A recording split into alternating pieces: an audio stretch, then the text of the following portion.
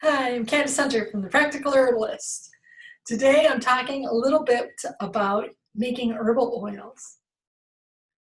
I love herbal oils. I realize I'm probably over the top excited about them. I love herbal oils because they are one of the best ways I have so far found for helping soothe the frayed nervous system. Right? If you're a person who's dealing with anxiety and depression, if you're described as oversensitive, herbal oils are really, really helpful. And I happen to be so thrilled about it because I just recently discovered this. I've been making herbal oils for a long time. Herbal oils are typically used by modern herbalists for helping to soothe aching muscles. You see things like, rubs for muscle and joint rubs and that sort of thing. They're also used for healing rashes and hurt skin and tissues. A lot of times, like gardener's hand rubs and workman's hand rubs are about skin healing and using herbal oils to heal skin.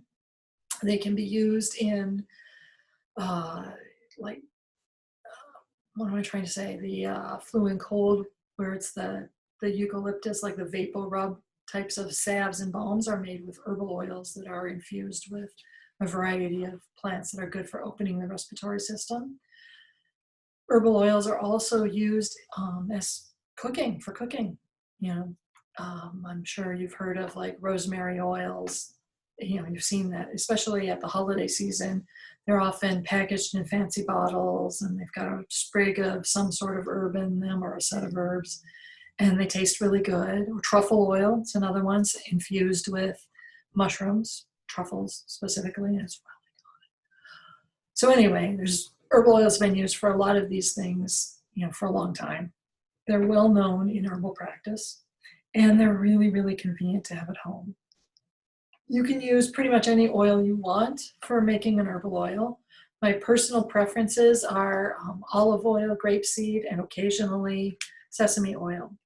I like those three because they are easily available at the grocery stores that I go to, and they're relatively low cost. I buy them food grade, even if I'm going to be putting them on my skin, because I can. Grapeseed oil tends to be soak in faster, and it doesn't leave as much of an oily feeling, especially for people who tend to have oily skin anyway. Grapeseed is a good choice. Olive oil is a little bit more oily in nature. It doesn't soak in as easily, but it does have a deep, rich, soothing quality. So if you're someone who has that nervous system issues, using a blend of grapeseed and olive oil is really good. And then sesame oil is also really good for the nervous system. In Ayurvedic practice, it's used as a calming to the nerves sort of oil. You can use, and then there's oils that I tend to avoid. Like I would likely avoid like canola oil, soy oils, corn oil, vegetable oil, where it's sort of a medley and you don't necessarily know what's in there. Those are ones that I tend to avoid, although if that's all I've got and I've got a medicinal need, I might use those too. Avocado is another favorite of mine. It's a little harder to get, but it's a little more expensive, but it's a really lovely oil, both for internal and external uses. So when you're making your oils, what kind of plants do you want to use? It's a good question, right? There are some that are like really well known, like balm of Gilead is made with cottonwood buds, and that's often used for healing or soothing inflammation and soreness in the muscles and joints. So it's often used in like massage oils or rubs for sore muscles and that sort of thing. St. John's wort, also same type of use. It's a really common, really popular one. It's particularly good at helping soothe or heal the nerves, like damaged nerves that have been damaged in use or accident, whatever. Another one that's really often commonly used is Larea. Larea and cottonwood are both very resinous plants, and they give their resins to the oils readily. And they make a really rich and wonderful oil. You can also use there's other plants that are pretty common: lavender, comfrey, calendula. These are all ones that you'll see often in herbal practices and in when you go like just Googling, doing search and internet search on herbal oils, these ones are pretty common. Bacopa monterey is one of the ones that I particularly like. It's sometimes called brownie. I like that one for the nervous system as well. Been a little focused on the nervous system, in part because I'm a sensitive person, but also in part because our world's been in disarray for a while, and that's stressful. Rosemary, thyme, pine, these are other potential herbs you could use. Garlic is one that people do use. I would caution you to be careful with garlic because if you're using fresh garlic, you definitely want to do it in a hot oil treatment. Make it as a hot oil rather than making it in the cold oil method, which we'll talk about in a second. Even if I'm using dried garlic, I'll tend to use the hot method just to make sure that we don't get any botulism or other unfriendly bacteria growing. Something about oil and garlic tends to cause growth of unfriendly bacteria. So garlic's one to be careful with, although when you make a really good garlic oil, it's really, really potent for getting rid of colds and chest colds and the crud in the chest and lungs. So, it's a common one, but it's a little bit more tricky because you really got to pay attention to what you're doing. There are many ways to use them. We talked a little bit about topical and first aid stuff. We talked a little bit about preventing illness. We also talked a little bit about the nervous system, and we talked a little bit about cooking. One I haven't mentioned yet was beauty. Oils are often the basis for really good lotions. They are good for moisturizing, and you can use oils for cleansing your skin. So particularly if you don't have oily skin, if you have dry or middling, average skin, then using an oil as your face cleanser as opposed to a soap can be really, really beneficial, particularly if you have a tendency with those types of skins to also get acne. Oils can help open up your pores and cleanse them more gently and not cause your skin to want to make more oil, which then leads you into more acne. So beauty is another one. So we talked about, I kind of offhandedly mentioned there's two methods for making oils. There's the cold infused method, which is my favorite for the fact that it is really, really easy and it is, dare I say it, almost foolproof. It's, I'm sure you could screw it up, but it's harder to screw that one up and it's harder to cause any problems when you're using the cold method. In the cold method, as with the hot method, I'm talking only about using dried plants. So if you're going to make the cold method, that looks a little bit like this. Today we're going to make a simple folk method style lavender oil. We're using dried lavender flowers. These I purchased actually. So they are a well-dried flower, and when you smell them, they smell strongly of that lavender scent. It's similar to the essential oil, but there's I guess you call it a dusty quality that comes with being the fresh whole plant as opposed to the concentrated scent of the lavender. So to begin with, I'm going to pour my lavender into my jar here. I probably should have gotten my funnel, but I did not. This method works for dried plant material. Lavender flowers are fairly fluffy. They take up a lot of space. So I tend to aim for about half a jar full, half of the container that I'm going to be making the oil in for the volume that I'm using. Not perfect, but I made only a little mess. That's pretty good. Anyway, so you can see this is about halfway. If I was working with a plant that's a lot more resinous, like cottonwood, fresh cottonwood balm buds, I would put those actually only about a quarter, third maybe. If I was working with Larea, I would probably do about half. And I would plan to potentially, for both cottonwood and Larea, I would pour off the top once it's ready and just use it. And once I get down to the point where I'm almost at the herb level again, I would refill the oil again. With the lavender oil, I'm going to strain it properly. So I'm using grapeseed oil. One of the things I like about grapeseed oil is that it goes soaks in very quickly and easily. The grapeseed oil that I'm using is culinary. So in the end, if I chose to use this lavender oil to, let's say, make a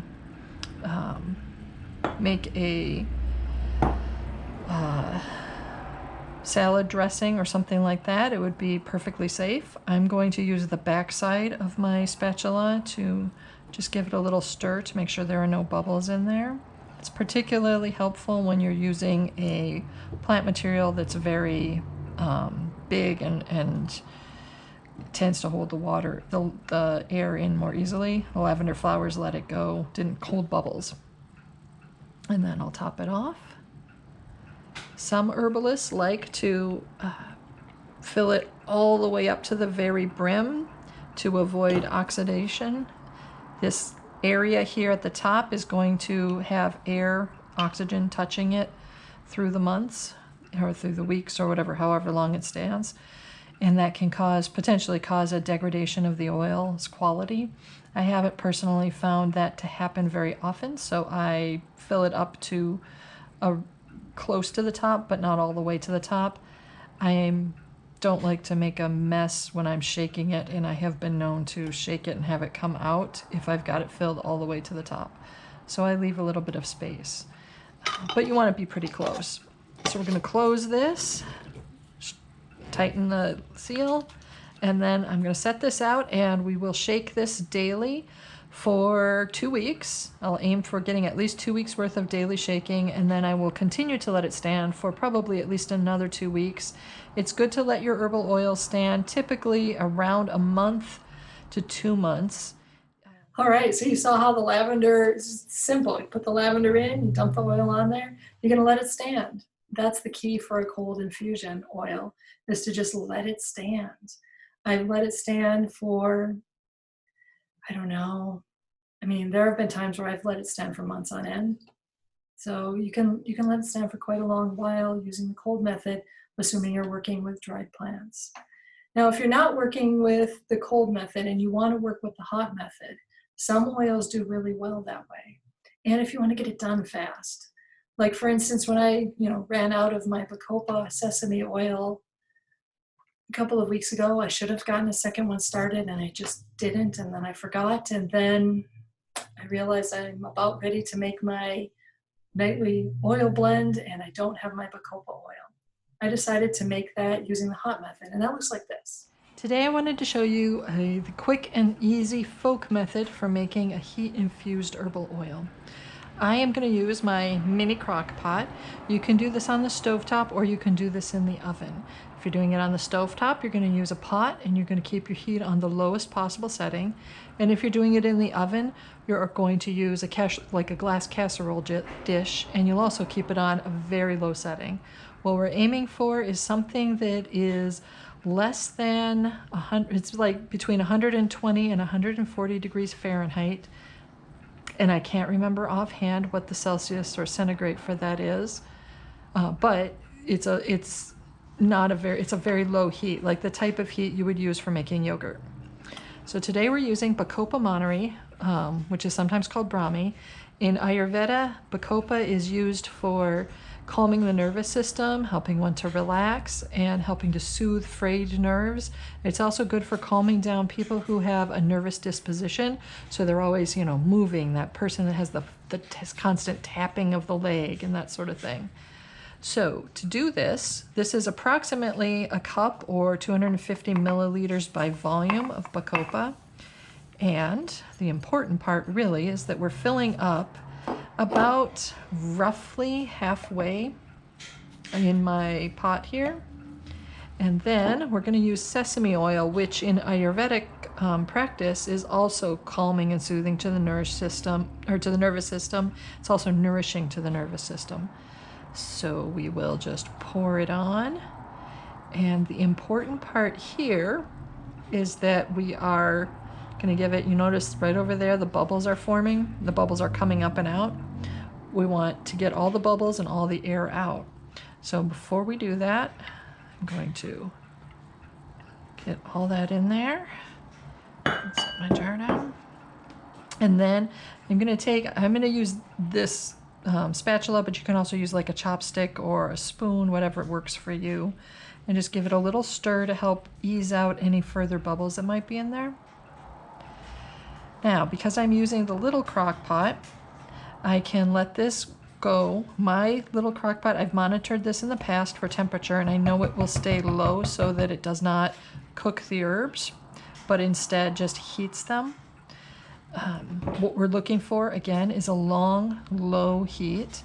We're going to let it stand here heating gently for, with the crock pot. I can go overnight if I want. I'll probably let this go for 3 or 4 hours and check it to see if it feels like it's taking on the bacopa and not getting too crispy. You want to avoid, you see how the herbs here are light in color? That's what we're wanting. We don't want the herbs to get crispy. We don't want them to look fried. They should not look like they're cooked. What they should do is just warm gently. This method works really, really well if you're working with plants that are not strong in volatile oils. So it's not the volatile oils you're looking for. For instance, if you did this method with lavender flowers, you're more likely to lose a lot of your volatile oils or the lavender scent from your oil. Lavender is better done with the cold method. But for something like bacopa, the hot method works really well. Calendula is another another plant that's often done using the hot method. With that, you would use calendula flowers that are dried as opposed to those that are freshly picked. Anyway, if you're going to do this with let me cover that. If you're going to do this with a stovetop in the pot, you're probably going to watch it for 3 or 4 hours. Oven, same thing, 3 to 4 hours. Mini crock pot can go longer, so we'll check it in 3 to 4 hours.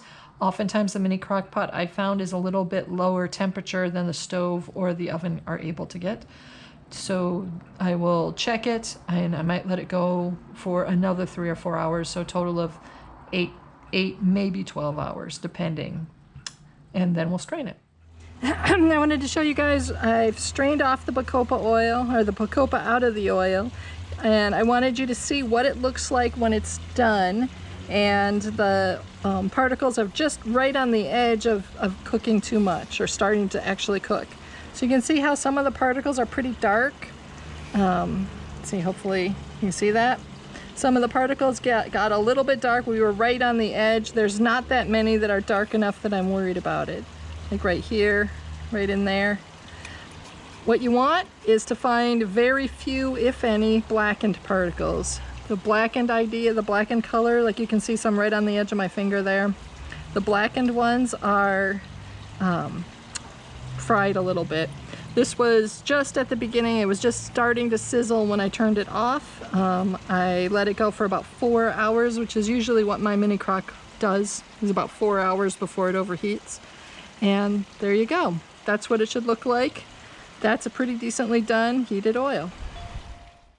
So yeah, that one's a really easy method, isn't it? Using the hot method, especially if you've got the little crock pot. The big key is to just keep an eye on it. Even with the little crock pot, you need to keep an eye on it to make sure it doesn't start to sizzle or start to fry the herbs.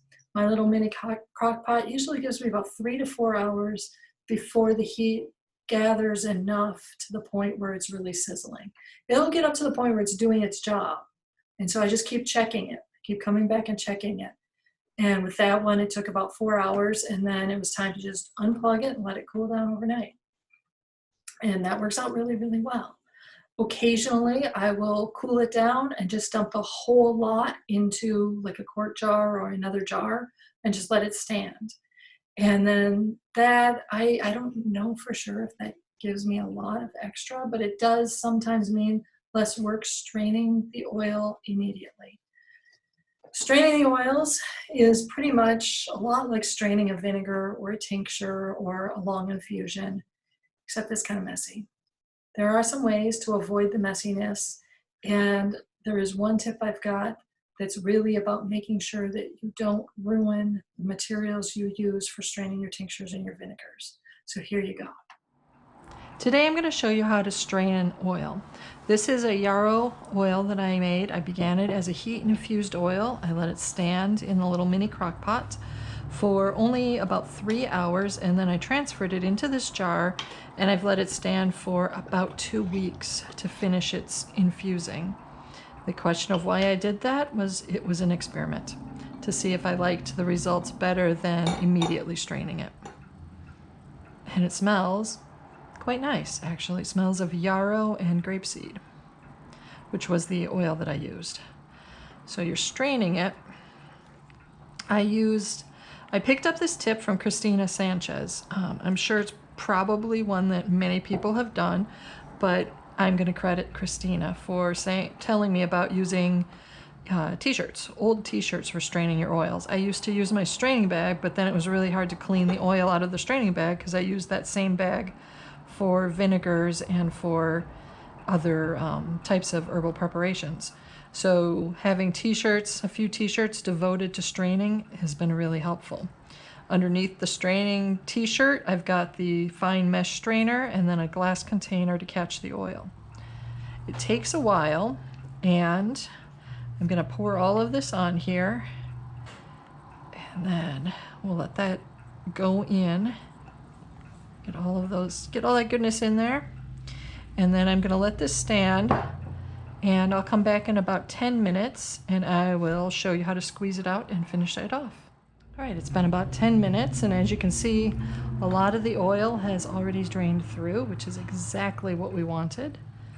You'll notice that as I take this up, I have the oil level that it's dripping into is considerably lower than versus the oil. The oil that's been dripping is suspended above the oil level at the bottom. So you don't want the bottom of this part of your filter bag to be sitting at the same level as the finished oil. So you want a container that's larger than the oil, or than the volume of oil you expect to strain out. Alrighty. And this is another one where people who are seasoned pros and make lots of volumes of these oils will get a tincture press and devote them to oils. I do not have that, nor do I make those kinds of volumes, so I just gotta squeeze out really strongly as best I can. All right, and I'm gonna just set that there. Make sure there's no plant material on my spatula, and then we will bottle this. I should have brought a bowl. Anyway. So yarrow in oil was an idea that I got from Dawn Gates of Dawn's Enchanted Garden like 20 years ago. And she suggested it as a good potential ingredient for salve for healing deeper wounds. Let me take my watch off. I have since, I'm gonna rub this all in because it's gonna feel good on me. I have since used it many times for healing wounds and skin injuries. I have also found, though, it is a wonderful ingredient in my nervous disposition body oil blend that I use for folks like myself, who are very sensitive and empathic and find that the stuff of the world, just daily life, can leave their nerves feeling raw and ragged and hyperstimulated. It's also good for folks who have dealt with trauma or who have gone through trauma and have held that in their body. It's a good ingredient for a muscle salve in those cases. So here is our yarrow oil, and I will label that and put that aside for use in my next body blend. All right, so we saw that straining an oil is actually really easy. The t-shirt tip that I got from Christina was brilliant. Thank you again, Christina. That was awesome. If you haven't, taken a look at Christina, you can find her at everyleafspeaks.com. So we've made our oils. We're using our oils. For the most part, if you strain all the time, you strain your herbs before you're using the oils. There are a few places or times where you can choose to not strain. Like, for instance, when I make balm of Gilead, I leave the conwood buds in there and I never strain them out. And Why would I do that? Because cottonwood buds are really resinous, and really resinous materials have an awful lot to give to the oil, which means the first time you put oil in there and you're working on straining it and using it, you're going to be left with cottonwood buds that still have resins to give. So here's my tip for dealing with that. I got a quick tip for you. Today I needed to refill my balm of Gilead. You can see it's getting a little bit low. So I'm going to pull out my cottonwood bud oil, which is actually the same thing as balm of Gilead.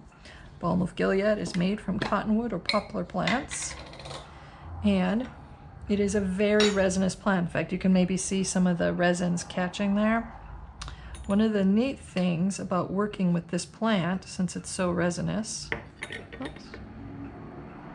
is that you can pour off the top like I'm doing here today, and trying to keep all those plants in. Normally I might use a strainer as well, but I decided to be a little lazy today. There we go, it's just about to the top. Almost perfect there. The last few drops back in. Okay, so I've refilled my balm of Gilead container, and that I keep on my counter where it's easy, in my herb pantry actually, where it's easy to get a hold of. And the neat tip I have for you is that because this stuff is so resinous, oh, it smells so good still, you can top it off. So I'm going to add more grapeseed oil back into here. I'm going to let that re-steep, as it were. You can do this several times. It depends on the strength of the poplar buds or the cottonwood buds with, each year as you harvest them or when you harvest them. But I've had them go where I keep them in oil for a year or two. I think I had one batch that I even kept in for 3 years and just kept topping it off. And it's amazing how much more good, strong, resinous oil you'll get from them by doing so.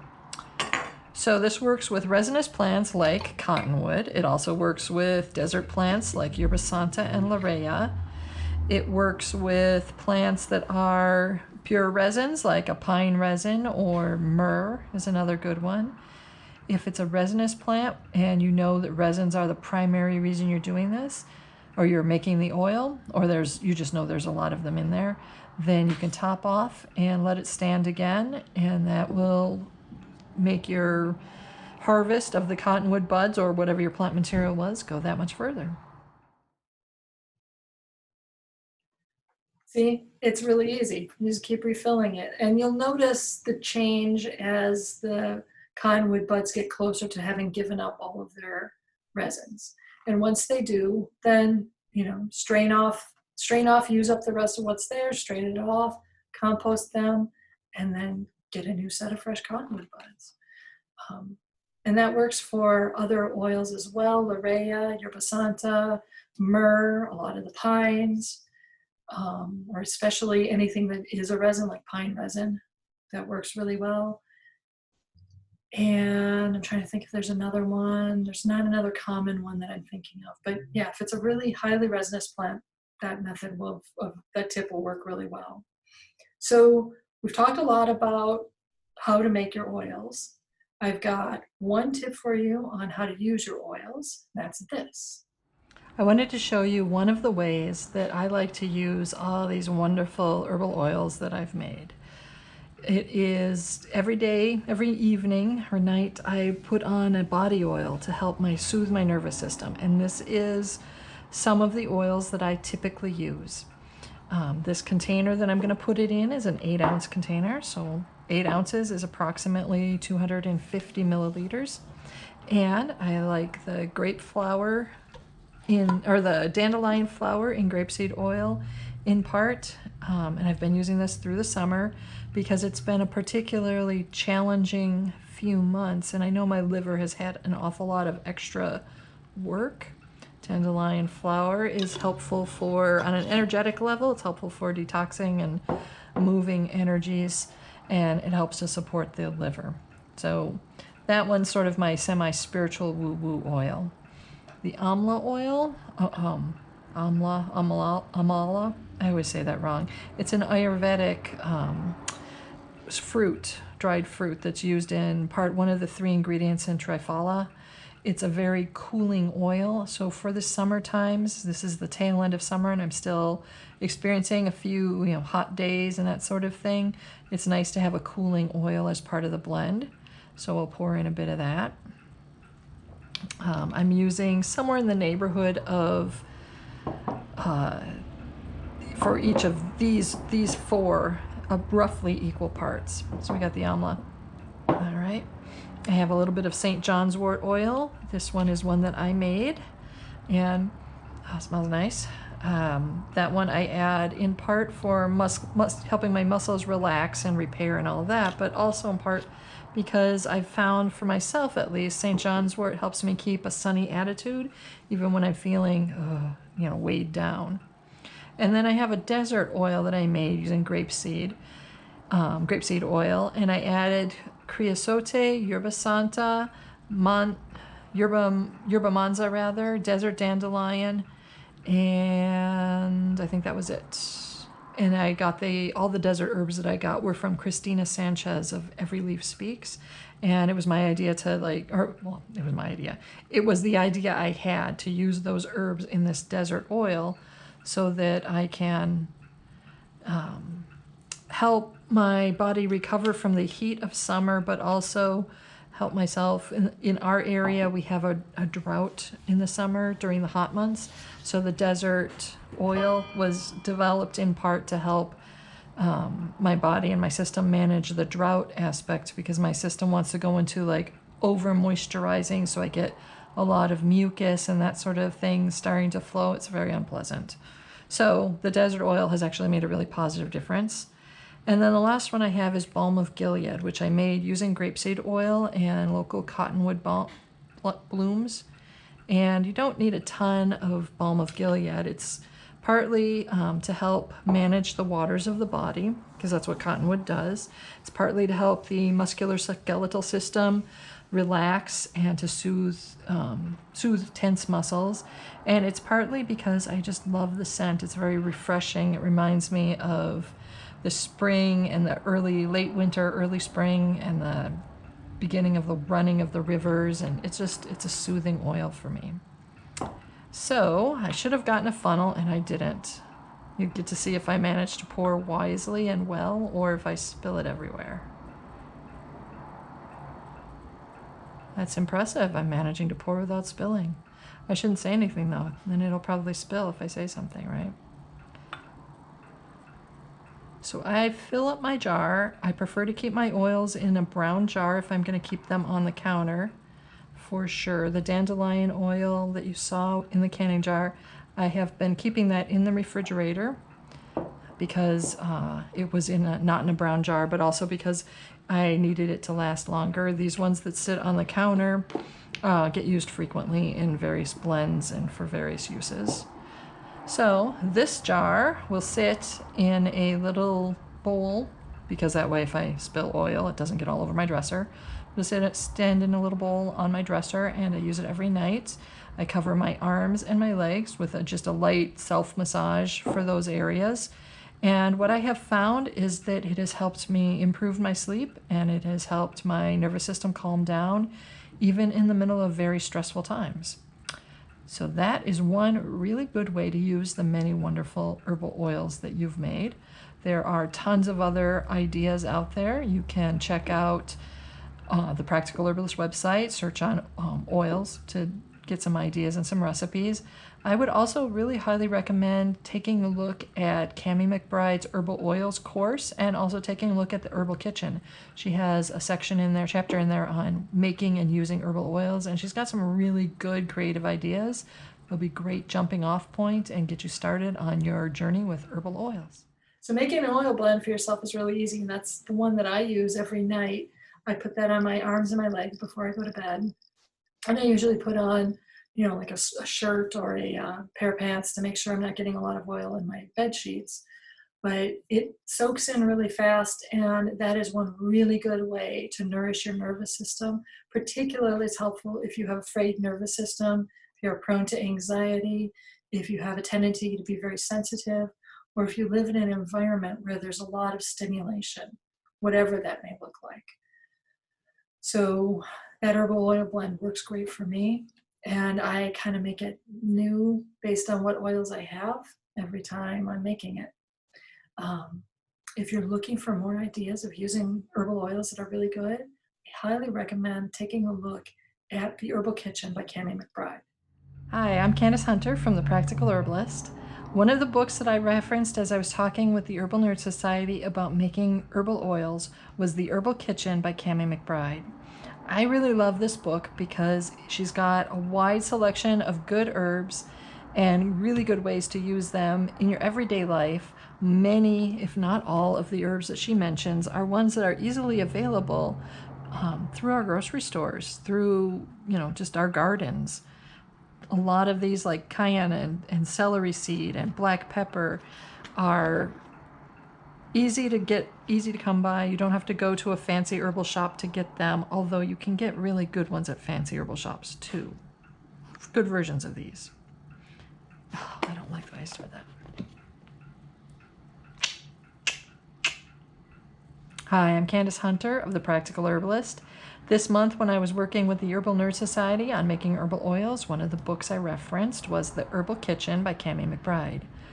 What I really love about this book is that she has a good selection of recipes and ideas for making not only herbal oils, but making a large variety of herbal preparations. For each different type of preparation, she offers you a quick getting started guide with a little bit of information on some different types of ingredients that you might want, and then she gives you a couple of ways to do it. And then the bonus, or the part I like best, is the fact she's got a bunch of recipes for each type that give you good ideas for different types of, like in this case, oils that you can make and how to use them. So I really appreciated that. She also has a nice selection of herbs that she references. Most of these herbs are ones that are easily available at the grocery store or that you can plant in most climates and be successful growing. So I appreciated that. It makes herbalism very accessible, practical, and it's a good everyday, daily kind of herbal use book. The Herbal Kitchen by Cami McBride. So there you go. Herbal oils. They can now become a great part of your life and your daily herbal practice too. Enjoy.